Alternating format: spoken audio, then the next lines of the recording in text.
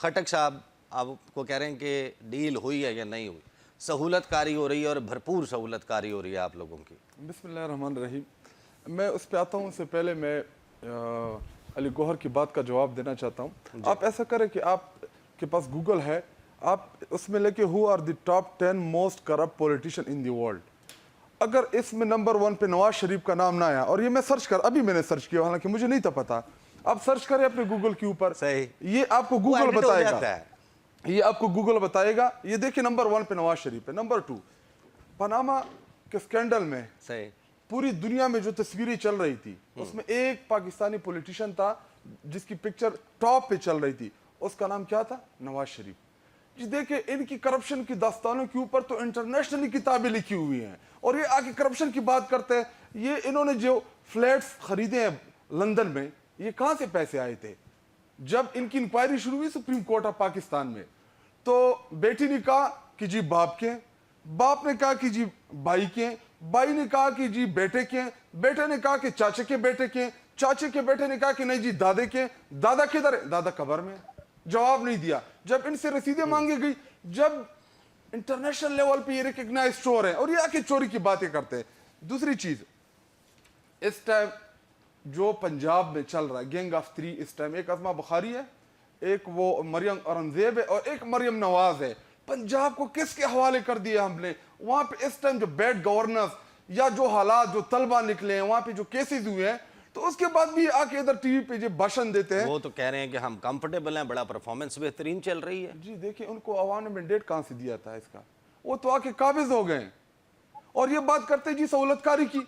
सहूलतकारी तो वो थी कि 50 रुपए के स्टाम्प पेपर के ऊपर इनका लीडर लंदन मफरूर हुआ, 50 रुपए का स्टाम्प पेपर जमा कराया कि जी मेरे प्लेटलेट्स गिर गए हैं, 150 मुझे बीमारियां हैं, वो बीमारियों के इलाज के लिए मैं जा रहा हूं और जाती हूं वापस आ जाऊंगा। फिर पूरी कौम ने देखा कि वो कब आए वापस। जी देखे डील की अगर आप बात कर रहे हैं, ये अली गौहर या इनकी पार्टी की जो लीडरशिप है, डीलों से इनका माजी बड़ा पड़ा हुआ है। ज्यादा कौन भाग के गया था, कौन डील करके गया था? लेकिन क्या आप लोगों की भी कोई उसके बाद लंदन डील करके कौन भागा था? क्या बस क्या है पार्टी में, कोई अंडरस्टैंडिंग डेवलप हो रही है? देखिए एक मैं आपको बड़े वाज़ेह कह दूं, इमरान खान साहब ने कहा 100 साल भी जेल में रह लूंगा, डील नहीं करूंगा।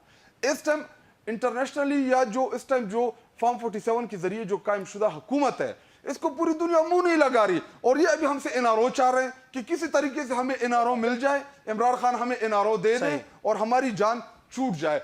तो हम इनकी जान छोड़ने वाली नहीं है। इन्होंने मेरा और आपके टैक्स के पैसे चोरी किया है। इमरान खान साहब की पॉलिटिक्स क्या है? जब आप हुकूमत में थे ना, तब ये आपसे आप कहते थे कि एनआरओ मांग रहे हैं, कुछ समझ आती थी। अभी तो आप अपोजिशन में हैं। पाँव पड़े हुए हमारे इमरान खान के जेल में, नहीं गए थे वो संजानी की जलसे में, पाँव नहीं पकड़े इमरान खान के इन्होंने।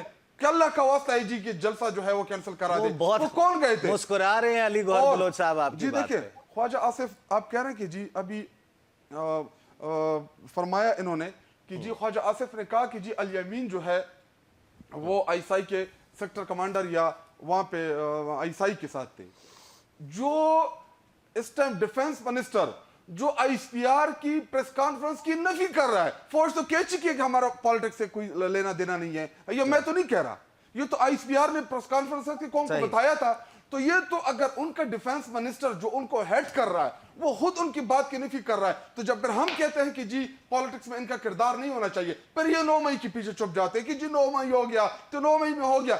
जी 9 मई हमने कहा था कि 9 मई की जुडिशल इंक्वायरी कराए, इनकी हुकूमत है, करें इंक्वायरी की 9 मई में कौन मुलविस था। हमारे भी शकूक को शुबात है 9 मई के हवाले से कि 9 मई में हमारे लोगों को ट्रैप किया गया था। आप ये कह रहे हैं कि ना कोई डील हुई है, ना कोई डील हुई है, ना कोई डील होगी।